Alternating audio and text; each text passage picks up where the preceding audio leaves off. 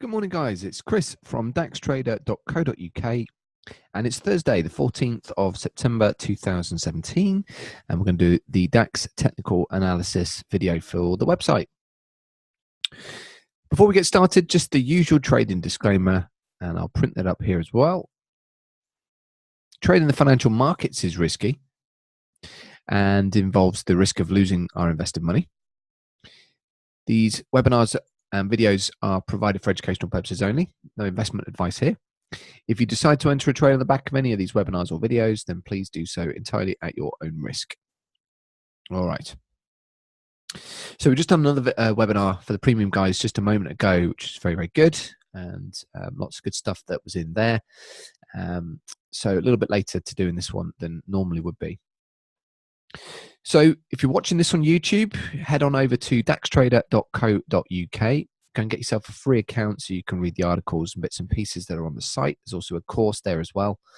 Be sure to come and follow me on the social media bits and pieces. There's a link to the broadcast channel and my Telegram details in the description as well. So come and join that for more information as well. If you decide to join up as a premium member, then you'll get access to the journal and the live room. And once your trial is complete, you'll also get access to the chat room as well. And there's lots of indicators that I share and coded programs and webinars and bits and pieces that you can get involved with as well. All right, so let's get started. We're going to take a look at the normal charts for the DAX, starting with the TPO. And okay, not a huge amount really to go through here, other than there's a few naked points of control here that might be interesting magnetic targets. But at the moment, we seem to be at a point of resistance. So I am watching for a pullback still. So we'll mark out a couple of levels that are interesting from there. As far as the pullback goes, that's probably my favorite point, is the 440. And I'd love to see a pullback to that area. Okay, if anybody's actually just logged into this while I'm recording this, this is just a quick video for the website. I've done the webinar already, so I'm just going to do a quick summary for the article. All right, so let's go back to the daily charts. Still a little bit busy here, but the channel is clearly the easiest thing to spot that we've broken out from. We're in a period of markup right now, so we're in that sort of greed market cycle, looking for a pullback as we have extended 500 points pretty much without much of a pullback. We've come into this kind of little gap area here that opened up from sort of mid-July. Respected that. We had an order to short the market at 550. It got filled yesterday. But I personally moved my stop loss to break even way too early and got stopped out. Others are still trading that, and it's doing quite well. 40 points at the moment to the good. Congratulations if you took it. And yeah, not much to really say other than the targets long term really are sort of in that 12,800 range for me. Would I buy the market at this level? Maybe not yet. Would I sell the market at this level? I'd probably wait for the gap close for today. It's a possible option.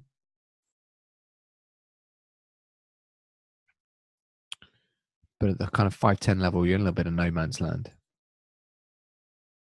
All right, so we're reaching resistance is what I mentioned just a second ago when we were looking at that TPO chart on the right. What I mean by that is this. So we've got a number of different technical levels to suggest that we've reached a top temporarily. Doesn't mean we're not just going to continue through that and burst, and as quite often the DAX does, just continue to do what it wants. But there's four different reasons really that are suggesting that there's a bit of a top coming. And that is the following. So you've got this ACR line here where the center line was drawn through that point there, 1 and 2. A parallel was pulled down to 3, and a corresponding parallel, the opposite side, gives us a reaction line. So price will often, as it has done, respects that center line 1, 2, 3, 4, 5, 6, and a switchback touch here on the other side as it broke through. So that's quite a nice center line. And then you've got that action line here, which had a touch here,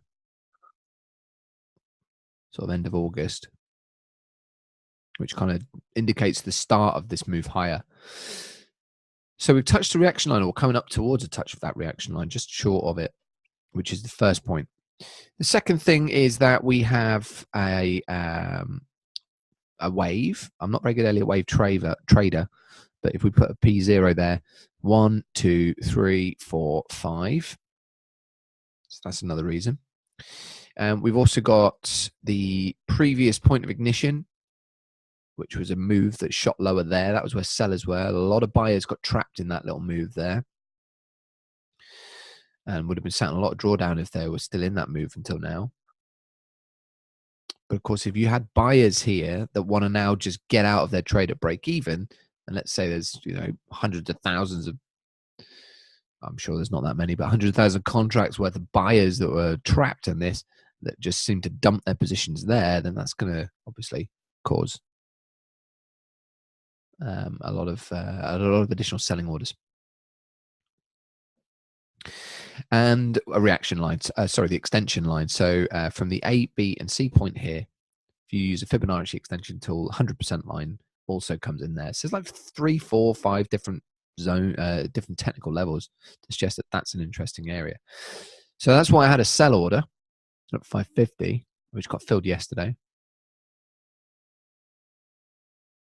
But it's counter trend. I'm not really that keen on trading counter trend. I'd much rather just kind of get out of my longs there and wait for a better opportunity to get in at a lower price to go long again. That's what I prefer to do. Trade with the trend. Much less turbulent. And where can we get back in if we wanted to buy? So if we had a look on here, there's one particular area that looks interesting, and it's this one here, which is where the line is right now. I'm probably going to just tidy up that. That would have been the original trade idea. And I don't need that one anymore either. Other than, actually, that when I was in the webinar just a moment ago, this is an idea that I just sort of suggested, that if you wanted to sell the market, where would you sell it from? And what you'd probably want to look to try to do is to sell it once it closes the gap, either before the gap or after the gap. Stop above the high, and then you want 4 to 1 on your money. And the reason I'm not going to send that out as a signal is because I just don't know if I don't know how likely that is. If I get 4 to 1 on my money, I need at least a 20% chance that that's going to work out. Do I think it's got 20% chance of working out? It's not a definite yes for me, so therefore it's not a definite trade for me. And I think it's because of this pocket area here.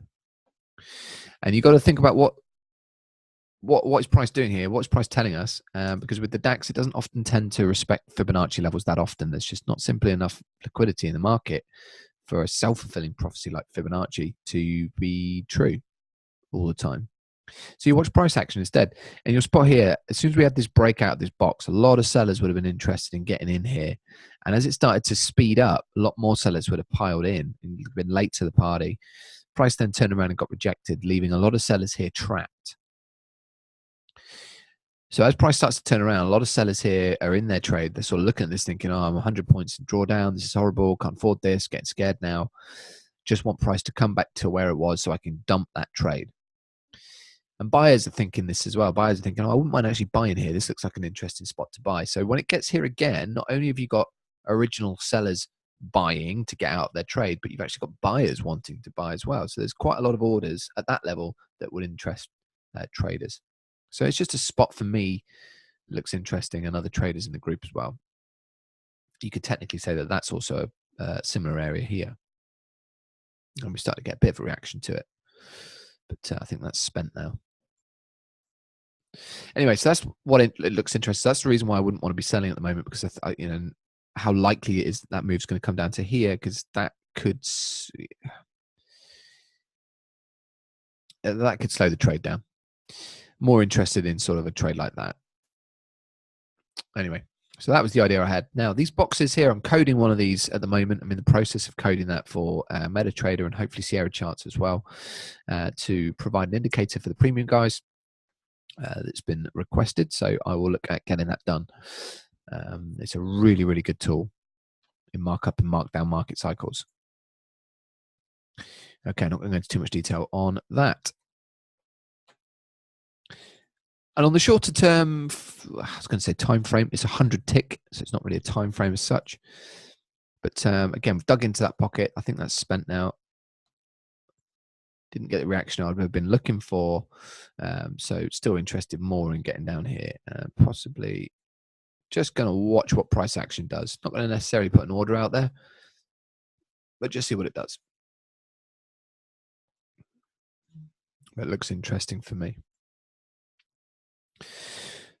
So to kind of summarize what we've gone through at the moment, yeah, I'm still bullish on this market, but I'm aware that we've reached a point where buyers would be probably interested in taking profits and waiting for a better entry to get in again. A lot of traders are going to be getting in long to the party here late and could be sitting on a bit of pain temporarily.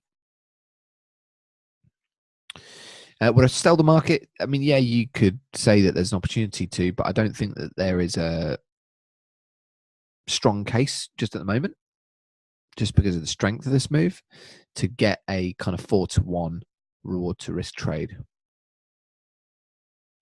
So I'd probably only find scalping opportunities at this stage.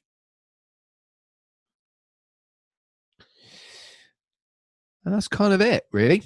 Still got this ridiculously steep trajectory fork in play inside that pocket here from, if we look left down to sort of mid-July.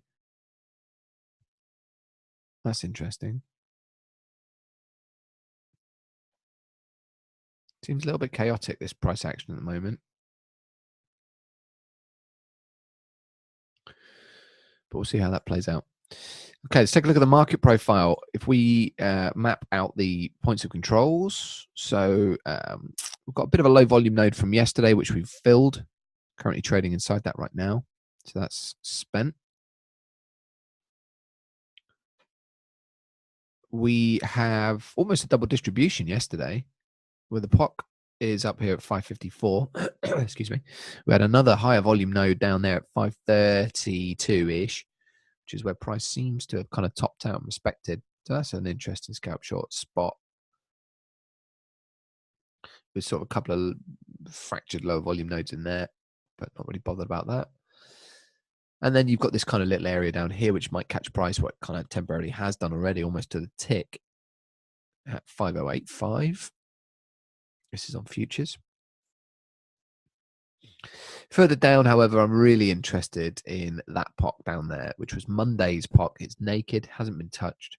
I had an attempt at trying to go for it yesterday, but rejected at 473.5 or 474. But if we can get down there, well, I've already got a buy limit, got contract in there. Let's see how it works.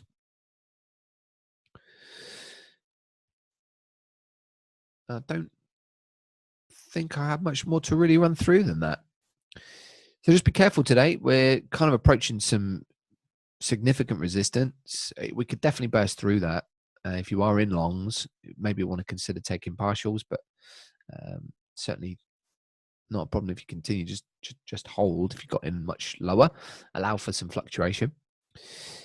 Interested in getting long still, but from lower levels, and really only interested in scalp shorting rather than taking a position short at this stage. Still probably a bit more move to go. 12,800 is still a longer term target for me. There you go. On the cryptocurrency front, not much more to say really. Haven't adjusted the portfolio in any way whatsoever. IOTA and RRT, wow. That's where I made most of my portfolio money here. I start with $125, 3 Litecoin, but quintupled my holding by buying these RRTs at 6 cents. They rallied to 34. They've now retraced over 50%. That's interesting, although they are actually probably a load of rubbish. But what I find very, very good at the moment is that we are in this pullback situation on the cryptos, which is only healthy. I mean, you can't honestly expect for this bull market to continue forever. It needs a pullback. And, I want to see Bitcoin down at like $1,500. I don't know if that's going to happen, but I'd love to see that. I want to see Litecoin nearer to 30, because then I'm just going to drop a couple of grand on them and just buy loads, because I do genuinely believe in them longer term. So I don't mind this. This is just basically them giving me a discount to buy. If you're a currency trader and you're not already trading cryptos or understanding them, just read about them. Definitely some interesting times as a currency trader on these. But just read about them, understand what they are, and see if you agree with their with what they're trying to do. Okay, that's pretty much it, guys. Any questions, then send me a message on Telegram. Remember that you can get me on the website. Come and subscribe as a free member, so you can get access to the articles. If you're reading this, watching this on YouTube, share it around as well on social media. That'd be great. I'd appreciate that. And yeah, come and join the community, guys. Be good to have you on board. I'll leave it there. Take care. Best of luck trading today, and we'll be back again tomorrow. See you later.